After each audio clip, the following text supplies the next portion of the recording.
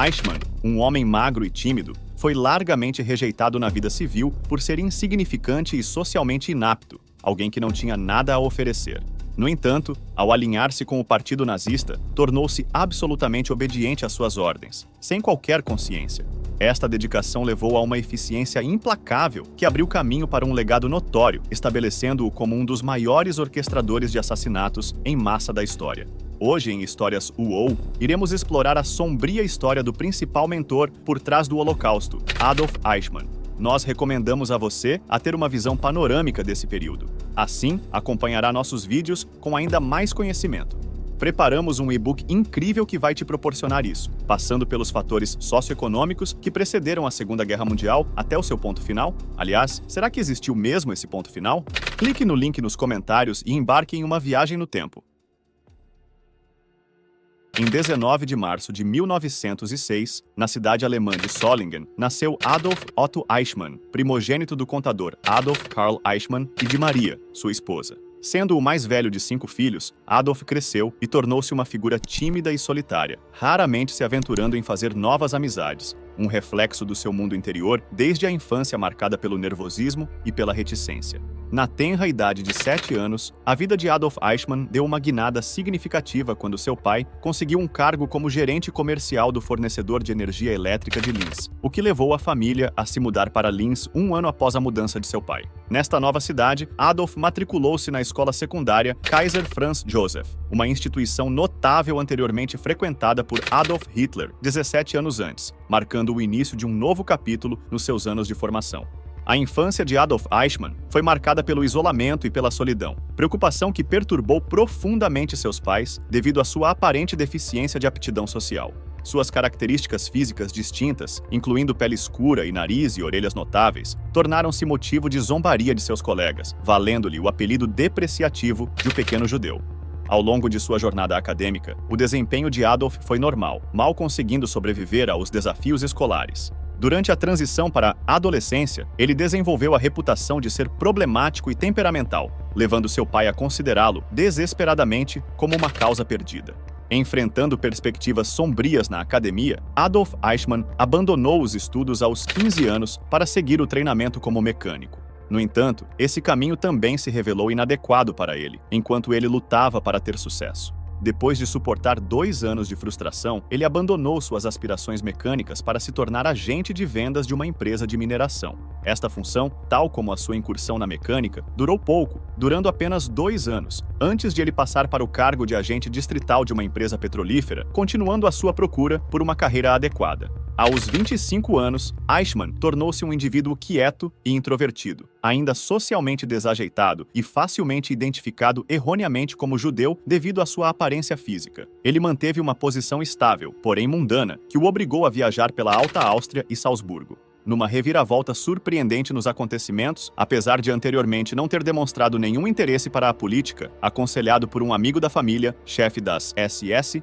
Ernst Kaltenbrunner, Eichmann entrou para a delegação austríaca do NSDAP no dia 1º de abril de 1932. Para Eichmann, a filiação ao partido ofereceu-lhe a oportunidade de finalmente fazer parte de uma comunidade e de elevar o seu estatuto social. Acima de tudo, ele nutria um desejo profundo de afirmar a sua importância e de demonstrar ao mundo que era uma pessoa de valor, principalmente por ter tido uma infância difícil. 7 meses depois, Eichmann foi aceito nas SS, onde suas responsabilidades incluíam ser responsável pela vigilância da sede do partido em Linz e pela segurança dos discursadores nos comícios, os quais se tornavam habitualmente violentos. Eichmann tinha atividades partidárias em Linz nos fins de semana, enquanto continuava a trabalhar na Vacuum Oil, em Salzburg. No entanto, alguns meses depois da tomada do poder pelos nazistas na Alemanha, em janeiro de 1933, Eichmann ficou desempregado devido a cortes de colaboradores na Vacuum Oil. O partido nazista foi banido na Áustria pela mesma altura. Tais acontecimentos foram decisivos na opção de Eichmann regressar à Alemanha. Após perder o emprego, Eichmann prontamente procurou o serviço ativo nas SS na Alemanha, uma medida que foi rapidamente aprovada. Demonstrando obediência e dedicação inabaláveis, ele ascendeu ao posto de Scharführer em poucos meses. Em novembro de 1933, foi designado para a equipe administrativa do campo de concentração de Dachau. Seu papel em Dachau envolvia catalogar meticulosamente cada item confiscado de prisioneiros judeus na sua chegada, uma tarefa que ele empreendeu com um nível perturbador de diligência. Embora Eichmann desempenhasse suas funções com competência em Dachau, ele considerava o trabalho extremamente monótono. Foi durante este período que ele se aprofundou nas ideologias centrais do nazismo, abraçando de todo o coração os seus princípios. Certa vez, ele comentou com uma determinação arrepiante: "Se eles tivessem me dito que meu próprio pai era um traidor e que eu tinha que matá-lo, eu teria feito isso." Procurando escapar ao tédio do seu papel em Dachau, Eichmann pediu transferência para um cargo no SD, a agência de inteligência das SS, em 1934. Eichmann foi aceito no SD e foi-lhe dada a responsabilidade sobre os assuntos relacionados à maçonaria, organizando objetos de natureza de ritual para um museu. Passados 6 meses, Eichmann foi convidado por Leopold von Mildenstein para se juntar ao departamento judeu nos escritórios de Berlim. Lá, sua carreira avançou rapidamente quando foi promovido ao posto de Hauptscharführer, equivalente a sargento-mor, em 1936. Eichmann ficou com a responsabilidade de estudar e preparar relatórios sobre o sionismo e as inúmeras organizações judaicas. Aprendeu umas bases de hebraico e Yiddish, ganhando um prêmio de especialista em sionismo e assuntos judaicos. Durante essa época transformadora de sua vida, Eichmann conheceu Veronica Liebel, por quem se apaixonou profundamente. Após uma investigação obrigatória para confirmar sua ausência de ascendência judaica, o casal trocou votos, embarcando em um futuro juntos que lhes traria 4 filhos. Em 1937, tendo sido promovido ao posto de SS Untersturmführer, equivalente a segundo-tenente, Eichmann foi enviado numa missão significativa ao mandato britânico da Palestina, marcando um passo crucial na sua carreira. A Alemanha nazista usou a violência e a pressão econômica para levar os judeus a deixar o país por sua própria vontade. Cerca de 250 mil, do total de 437 judeus, emigraram entre 1933 e 1939. Eichmann viajou até a Palestina com o seu superior Herbert Hagen em 1937 para avaliar a possibilidade dos judeus da Alemanha emigrarem voluntariamente para aquele país. Junto com seu oficial superior, ele estava lá para investigar a viabilidade de judeus alemães serem obrigados a migrar à força para a Palestina. No entanto, a iniciativa foi abruptamente interrompida quando as autoridades britânicas lhes negaram a entrada no país. Após a anexação da Áustria, Eichmann foi transferido para Viena. As organizações das comunidades judaicas foram colocadas sob a supervisão do SD, a qual encorajou e facilitou a imigração dos judeus. O financiamento teve origem em dinheiro retirado de outros judeus e de outras organizações judaicas, tal como de doações do exterior que acabaram ficando sob controle da SD. Eichmann foi promovido pelo feito de expulsar os judeus da Áustria em 1938 e foi escolhido para trabalhar na Agência Central para a Imigração Judaica em Viena, criada em agosto. Eichmann mergulhou em seu novo papel com fervor incomparável. Em apenas 8 meses, ele despojou quase todos os judeus da região de suas terras e pertences, obrigando 45 mil a partirem. De forma alarmante, mais 150 mil desapareceram sem deixar qualquer rastro. Sua excepcional eficiência lhe rendeu considerável admiração por parte de seus superiores. Após a invasão da Polônia no dia 1º de setembro de 1939 e a guerra que se seguiu, acabaram resultando em uma mudança significativa na política de Hitler em relação aos judeus. A política em relação aos judeus mudaram dramaticamente. Não mais apenas pressionados a deixar a Alemanha, foram agora sujeitos a deportações forçadas. Eles deveriam ser encurralados e despachados para campos de concentração nos territórios recentemente anexados do Reich. Em outubro de 1939, Eichmann foi transferido para Berlim, assumindo uma posição crucial sob a supervisão direta do chefe da Gestapo, Heinrich Müller, onde desempenhou um papel fundamental na criação do Gabinete Central para a Emigração Judaica, uma iniciativa nacional. Eichmann foi de imediato escolhido para organizar a deportação de 70 e 80 mil judeus do distrito de Ostrava, na Morávia, e do distrito de Katowice, na zona recentemente anexada da Polônia. Por sua iniciativa própria, Eichmann elaborou planos para deportar judeus para Viena. Num deles, que ficou conhecido como Plano Nisko. Eichmann escolheu Nisko para o local de um novo campo de transição, onde os judeus seriam colocados temporariamente antes de serem deportados para outro local. Nas últimas semanas de outubro de 1939, cerca de 4.700 judeus foram enviados para o local por trem, sendo deixados ao abandono, sem água, pouca comida, em campo aberto. À medida que os judeus eram expulsos, os alemães étnicos eram reassentados nos territórios desocupados da Polônia, marcando uma mudança sombria na dinâmica populacional. Em 19 de dezembro de 1939, a carreira de Eichmann deu outro salto significativo. Ele ascendeu ao cargo de coordenador principal para assuntos judaicos e evacuações em todo o Reich alemão, concedendo-lhe autoridade suprema sobre todas as deportações para os campos na Polônia. Em poucos dias, após a sua nomeação, Eichmann formulou um plano para deportar 600 mil judeus para o governo geral. Mas o plano foi bloqueado por Hans Frank, governador-geral dos territórios ocupados, pois a liberdade de mais deportados teria um impacto negativo no desenvolvimento econômico e no objetivo de germanização da região. No final das contas, cerca de 63 mil pessoas foram realocadas para a área especificada, com pelo menos um terço morrendo durante o trânsito. Por toda a Europa ocupada, os judeus foram arrebanhados em guetos, aguardando a deportação. As condições de vida nestes guetos eram horríveis, provocando muitas mortes mesmo antes de as vítimas poderem embarcar no comboio. Em 1940, Eichmann revelou um plano ambicioso com o objetivo de reassentar 1 milhão de pessoas anualmente em Madagascar durante 4 anos. Como os britânicos ainda controlavam o Atlântico e a sua frota mercante não ficaria à disposição dos alemães para ser utilizada em evacuações, os planos de Madagascar foram suspensos. Em 1941, Eichmann participou numa reunião crucial com o chefe do SD, Reinhard Heydrich, onde tomou conhecimento de uma ordem terrível do Führer. Todos os judeus nos territórios ocupados pela Alemanha deveriam ser exterminados. A execução desta diretiva sombria foi inicialmente planejada para seguir a conquista da União Soviética. No entanto, a entrada inesperada dos Estados Unidos na guerra, motivada pelo ataque japonês a Pearl Harbor, exigiu uma reavaliação estratégica. O extermínio dos judeus tornou-se uma prioridade máxima. Em janeiro de 1942, Heydrich convocou uma reunião de figuras-chave da hierarquia nazi em Wannsee, nos arredores de Berlim, para solidificar esta agenda sombria. Nesta reunião crucial, foi estabelecida uma política formal de genocídio judaico, denominada por Heydrich como a solução final para a questão judaica. Para a conferência, Eichmann preparou uma lista para Heydrich com o número de judeus em diversos países europeus e com estatísticas sobre imigração. Posteriormente, Heydrich designou Eichmann como seu vice-chefe, confiando-lhe a coordenação da logística de transporte. Eichmann foi encarregado de organizar os trens que transportariam os judeus para os campos de concentração na Polônia.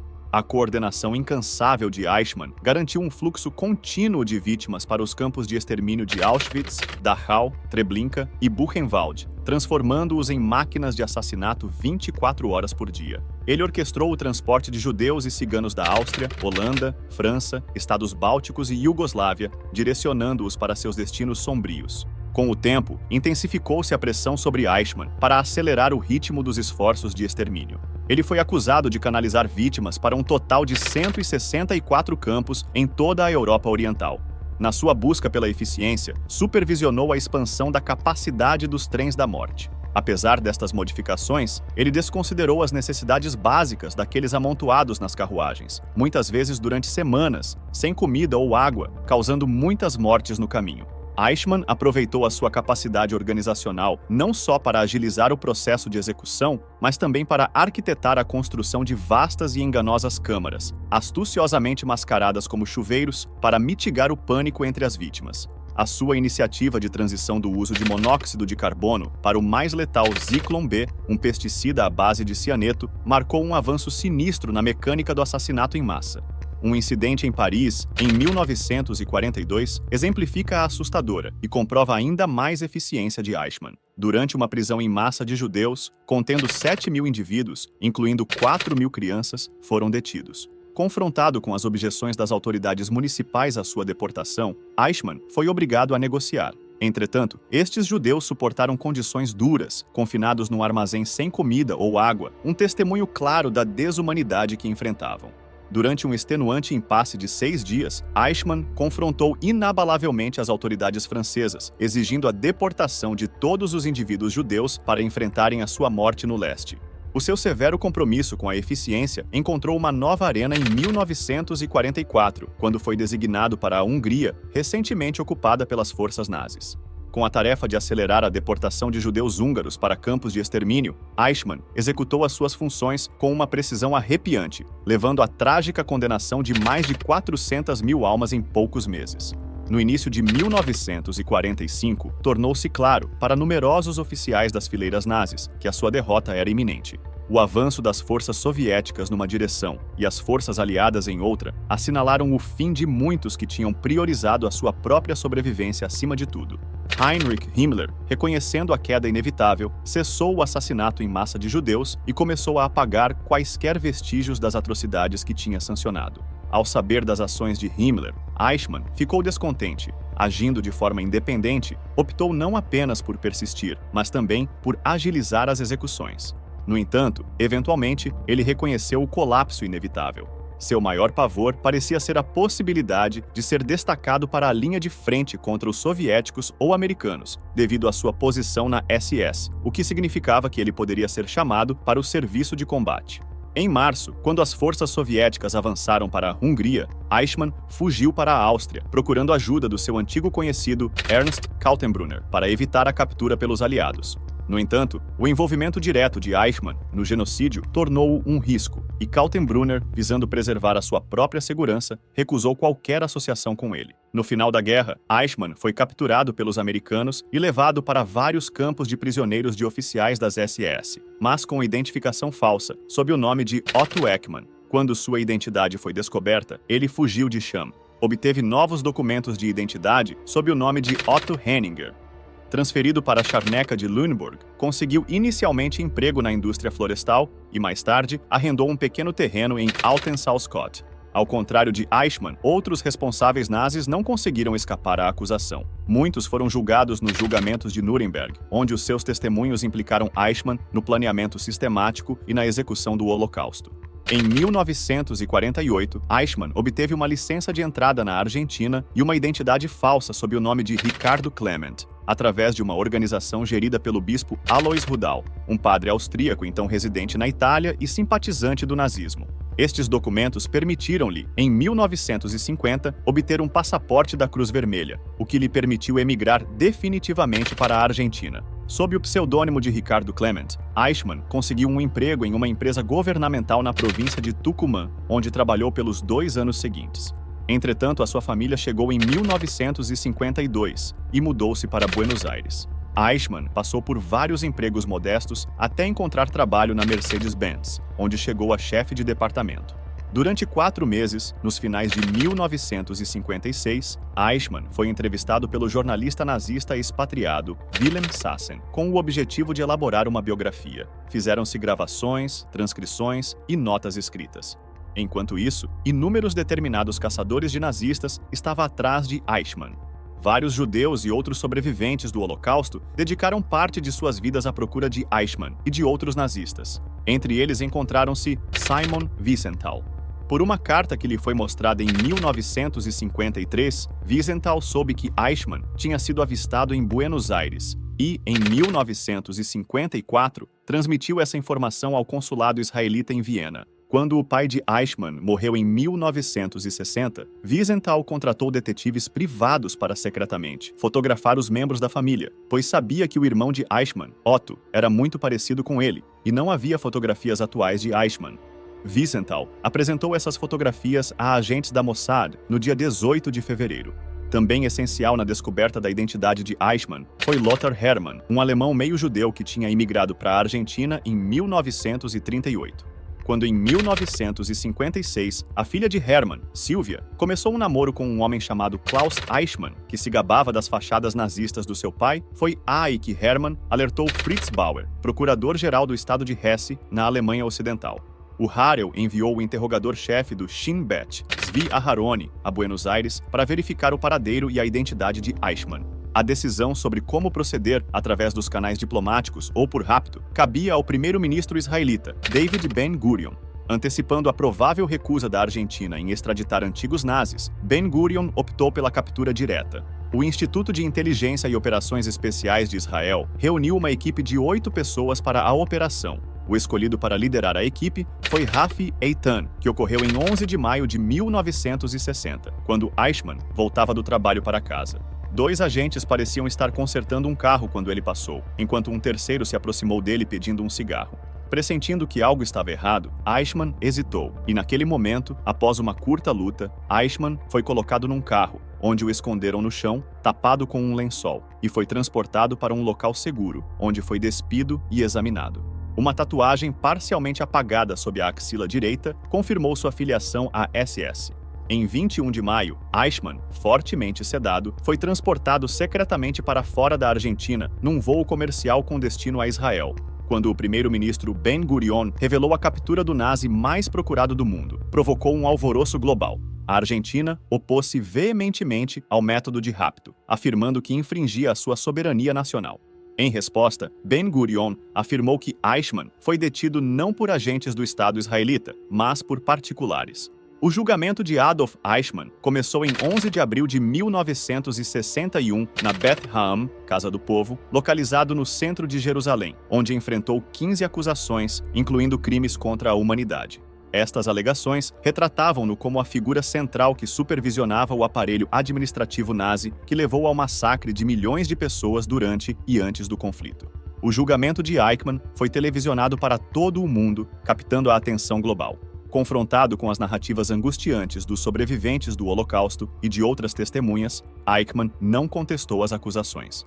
A sua defesa baseou-se na alegação de que estava apenas a executar ordens. O processo durou 14 semanas, terminando na condenação de Eichmann por todas as acusações, levando à sentença de morte por enforcamento. Os seus representantes legais pediram sem sucesso misericórdia ao recém-nomeado primeiro-ministro israelita Yitzhak Ben-Zvi, mas não adiantou, pois ele não aceitou o apelo.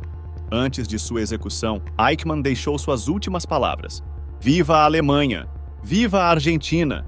Viva a Áustria! Estes são os 3 países com os quais tive mais ligação e que não esquecerei. Agradeço à minha mulher, à minha família e aos meus amigos. Estou pronto. Voltaremos a encontrar-nos em breve. Tal é o destino de todos os homens. Morro a acreditar em Deus." A execução foi realizada no dia 1º de junho de 1962, na prisão israelense de Ramla. Foi testemunhada por um pequeno grupo de oficiais, 4 jornalistas e um padre canadense, William Lovell Howe, seu conselheiro espiritual na prisão. Depois de sua execução, o corpo de Eichmann foi cremado e as suas cinzas espalhadas no mar Mediterrâneo, fora das águas territoriais israelenses, por um navio patrulha da Marinha de Israel. Agora nos conte nos comentários abaixo sobre o que achou da história de Adolf Eichmann. Se tiverem sugestões sobre temas de vídeos e biografias que gostariam de ver por aqui, não deixe de nos escreverem. Não se esqueçam de curtirem e se inscreverem em nosso canal. Muito obrigado por assistirem a Histórias UOL.